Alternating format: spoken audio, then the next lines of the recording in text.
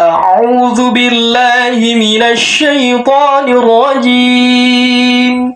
بسم الله الرحمن الرحيم.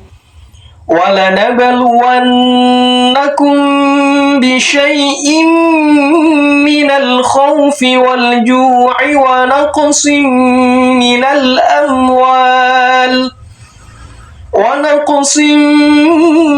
الأموال والأنفس والثمرات وبشر الصابرين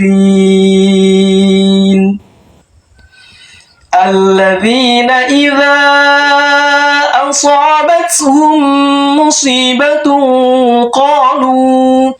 قالوا إنا لله وإنا إليه راجعون. صدق الله العظيم.